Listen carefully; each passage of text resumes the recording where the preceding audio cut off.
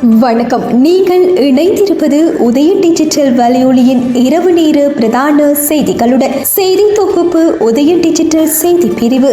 செய்திகள் வாசிப்பவர் லிஷா தரணீஸ்வரன் மற்றும் புஷ்கரணி ரவீந்திரன்.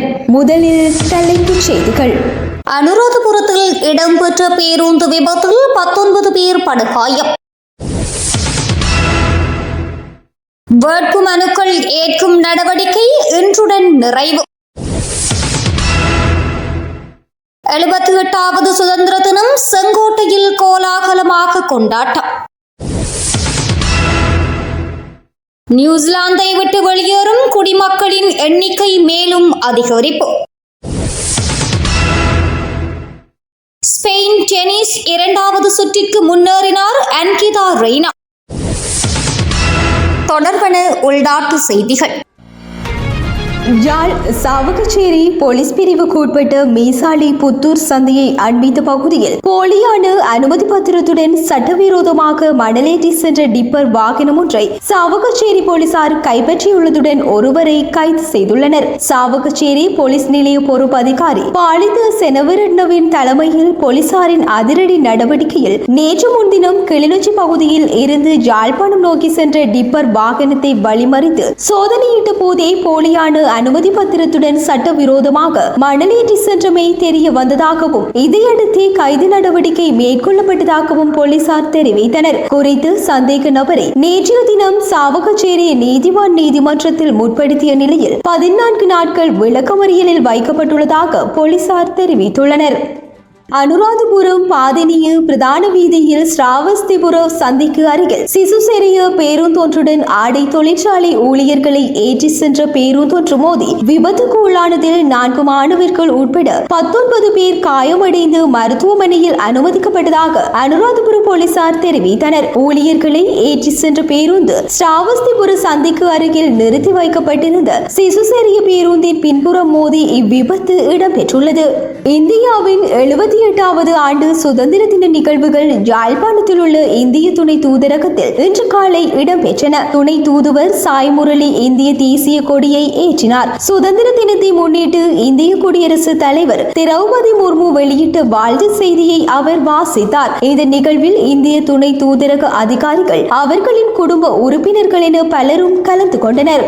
நடைபெறவுள்ள ஜனாதிபதி தேர்தலில் வடக்கு கிழக்கை பிரதிநிதித்துவப்படுத்தி முன்னாள் நாடாளுமன்ற உறுப்பினர் அரியநேந்திரன் போட்டியிட உள்ளார். தமிழ் தேசியம் சார்ந்த கட்சிகள் மற்றும் சமூக மட்ட சிவில் அமைப்புகள் இணைந்து பொது கட்டமைப்பு ஒன்றினை உருவாக்கி இந்த பொது வேட்பாளரை களமிறக்குகின்றன. எனவே தமிழ் பொது வேட்பாளர் ப. அரியநேந்திரனின் நியமன பத்திரம் இன்று மதியம் ஏற்றுக்கொள்ளப்பட்டு விட்டதாக தமிழ் பொது கட்டமைப்பு அறிவித்துள்ள நிலையில் அவர் சங்க சின்னத்தில் போட்டியிடுவார் என அறிவிக்கப்பட்டுள்ளது. இதேவேளை சுயேட்சை வேட்பாளராக போட்டியிடும் ஜனாதிபதி ரணில் விக்ரமசிங்கவுக்கு தேர்தல்கள் ஆணைக்குழு கேஸ் சிலிண்டர் சின்னத்தை ஒதுக்கியுள்ளமை குறிப்பிடத்தக்கது. ஜனாதிபதி ரணில் விக்ரமசிங்கவின் கீழ் 3 அமைச்சு பதவிகளை கொண்டு வந்து அதிவிசேட வர்த்தமானி அறிவித்தல் வெளியிடப்பட்டுள்ளது. இதன்படி சுற்றுலா மற்றும் காணி, விளையாட்டு மற்றும் இளைஞர் விவகாரம், தொழிலாளர் மற்றும் வெளிநாட்டு வேலைவாய்ப்பு ஆகிய அமைச்சு பதவிகள் ஜனாதிபதியின் கீழ் கொண்டு வரப்பட்டுள்ளன. முன்னாள் அமைச்சர்களான மனுசன் நாணயக்கார மற்றும் ஹரன் பெர்னாண்டோ ஆகியோர் முன்னர் இந்த அமைச்சு பதவிகளை வகித்து வந்த நிலையில் அவர்களின் நாடாளுமன்ற உறுப்பினர் பதவிகள் பறிக்கப்பட்டமையால் அமைச்சு பதவிகள் வெற்றிடங்கள் ஏற்பட்டுள்ளன. இதன்படி இந்த அமைச்சு பதவிகளை தனது பொறுப்பின் கீழ் கொண்டு வந்து ஜனாதிபதி வர்த்தமானி அறிவித்தலை வெளியிட்டுள்ளமை சுட்டிக்காட்டத்தக்கது. 2024ஆம் ஆண்டு ஜனாதிபதி தேர்தலுக்கான வேட்பு மனுக்கள் ஏற்கும் நடவடிக்கை நிறைவடைந்துள்ள நிலையில் கட்டுப்பணம் செலுத்திய 40 பேரில் 39 பேர் வேட்பு மனுக்களை தாக்கல் செய்துள்ளதாக தேர்தல்கள் ஆணைக்குழு தெரிவித்துள்ளது. காலை 9 மணிக்கு ஆரம்பமாகிய வேட்பு மனுக்கள் ஏற்கும் நடவடிக்கை காலை 11 மணியுடன் நிறைவடைந்தது. வேட்பு மனுக்களை ஏற்றுக்கொண்ட பின்னர் ஆட்சேபனைகளை தெரிவிப்பதற்காக 11:30 மணி வரை கால அவகாசம் வழங்கப்பட்டதாக தெரிவிக்கப்பட்டுள்ளது. அதேவேளை ஜனாதிபதி தேர்தலுடன் தொடர்புடைய அச்சுப்பணிகள் நாளை முதல் ஆரம்பிக்கப்பட உள்ளதாக அரசு அர்ச்சகர் கங்கா கல்பனி லியனகே தெரிவித்துள்ளார். தொடர்பான இந்திய செய்திகள். இந்தியாவின் 78வது சுதந்திர தினம் இன்று டெல்லி செங்கோட்டையில் பிரதமர் நரேந்திர மோடி தலைமையில் கோலாகலமாக இடம்பெற்றது. இந்திய அரசு சார்பில் டெல்லி செங்கோட்டையில் நடைபெறும் விழாவில் கலந்து கொள்ள 4000 விருந்தினர்களுக்கு அழைப்பு விடுக்கப்பட்டிருந்ததாக தெரிவிக்கப்பட்டுள்ளது. சுதந்திர தின விழாவை ஒட்டி இன்று காலை டெல்லியில் உள்ள மகாத்மா காந்தி நினைவிடத்தில் பிரதமர் நரேந்திர மோடி மலர் தூவி மரியாதை செலுத்தியுள்ளதை தொடர்ந்து தேசிய கொடி ஏற்றப்பட்டு சுதந்திர தின உரை நிகழ்த்தப்பட்டது. இது அவர் நாட்டு மக்களுக்காக ஆற்றிய 11வது சுதந்திர தின உரை என்பது குறிப்பிடத்தக்கது.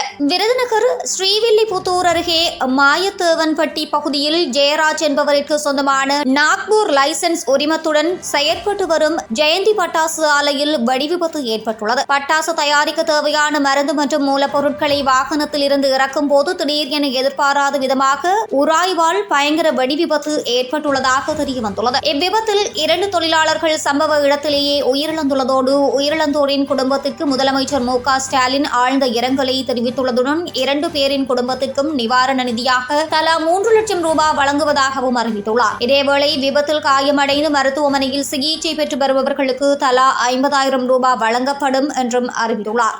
ஜம்மு காஷ்மீர் மாநிலம் தோடா மாவட்டத்தில் இந்திய பாதுகாப்பு படை வீரர்களுக்கும் பயங்கரவாதிகளுக்கும் இடையே கடுமையான மோதல் ஏற்பட்டுள்ளது. இதில் பயங்கரவாதிகள் நடத்திய தாக்குதலில் ராணுவ அதிகாரி ஒருவர் சுட்டுக் கொல்லப்பட்டுள்ளதாக ராணுவ தகவல்கள் தெரிவிக்கின்றன. இந்த நிலையில் குறித்த ராணுவ அதிகாரியை படுகொலை செய்த 4 பயங்கரவாதிகளை பாதுகாப்பு படை வீரர்கள் தீவிரமாக தேடி வருவதாக இந்திய ஊடகங்கள் தெரிவித்துள்ளமை சுட்டிக்காட்டத்தக்கது. தொடர்பான உலக செய்திகள். நியூசிலாந்தை விட்டு வெளியேறும் குடிமக்களின் எண்ணிக்கை வரலாறு காணாத அளவில் அதிகரித்துள்ளதாக வெளிநாட்டு ஊடகங்கள் தெரிவித்துள்ளன. அதிகரித்து வரும் வேலையில்லா திண்டாட்டம், அதிக வட்டி விகிதங்கள் மற்றும் பொருளாதார வளர்ச்சி சரிவு போன்ற விடயங்கள் இதை பாதித்துள்ளதாக அந்த அறிக்கையில் கூறப்பட்டுள்ளது. நியூசிலாந்து அரசாங்கம் வெளியிட்ட தரவுகளின்படி கடந்த ஜூனில் 1,31,200 பேர் நியூசிலாந்தை விட்டு வெளியேறியுள்ளனர். மேலும் நியூசிலாந்தை விட்டு வெளியேறியவர்களில் 1/3 பகுதியினர் ஆஸ்திரேலியாவுக்கு சென்றதாகவும் தரவுகள் தெரிவிக்கின்றன. மியான்மரின் சைபர் கிரைம் வலயத்தில் சிக்கியிருந்த மேலும் 20 இலங்கையர்கள் மீட்கப்பட்டுள்ளதாக தெரிவிக்கப்பட்டுள்ளது. குறித்த இலங்கையர்கள் தற்போது தாய்லாந்தின் குடிவரவு குடியகல்வி திணைக்களத்தின் பாதுகாப்பில் இருப்பதாக வெளிவிவகார அமைச்சு தெரிவித்துள்ளது. அனைவரும் நலமுடன் இருப்பதாகவும் அவர்களை தாய்லாந்தில் உள்ள இலங்கை தூதரகத்தின் ஊடாக இலங்கைக்கு அழைத்து வர தேவையான ஏற்பாடுகள் மேற்கொள்ளப்பட்டு வருவதாக வெளிவிவகார அமைச்சு தெரிவித்துள்ளது. மியான்மரின் சைபர் கிரைம் வலயத்தில் சுமார் 56 இலங்கையர்கள் வலுக்கட்டாயமாக தடுத்து வைக்கப்பட்ட நிலையில் அவர்களில் 8 பேர் கடந்த மார்ச் மாதம் விடுவிக்கப்பட்ட நிலையில் மேலும் 28 இலங்கையர்கள் தடுத்து வைக்கப்பட்டுள்ளதாக தெரிவிக்கப்படுகின்றது. தொடர்பான விளையாட்டு செய்திகள். ஸ்பெயின் டெனிஷ் 2வது சுற்றிற்கு அன்கிதா ட்ரெய்னா முன்னேறியுள்ளார். ஸ்பெயினில் பெண்களுக்கான IDF டென்னிஸ் தொடர் நடைபெறுகின்ற நிலையில் ஒற்றையர் பிரிவு முதல் சுற்றில் இந்தியாவின் அன்கிதா ட்ரெய்னா பிரிட்டனின் அமேலியா ரெஜெஸ்கியை சந்தித்தார். டை பிரேக்கர் வரை சென்று முதல் செட்டை அன்கிதா 6-7 என இழந்தார். 2வது செட்டும் டை பிரேக்கர் வரை நீண்ட நிலையில் அன்கிதா 7-6 என வசப்படுத்தினார். அடுத்து நடந்த 3வது கடைசி செட்டில் அன்கிதா 6-3 என கைப்பற்றியுள்ளார். 2 மணி நேரம் 24 நிமிடம் நடந்த போட்டியின் முடிவில் அன்கிதா 6-7, 7-6, 6-3 என்ற செட் கணக்கில் போராடி வெற்றி பெற்று 2வது சுற்றுக்குள் நுழைந்து ஸ்பெயினின் மார்டினஸை சந்திக்க உள்ளமை குறிப்பிடத்தக்கது.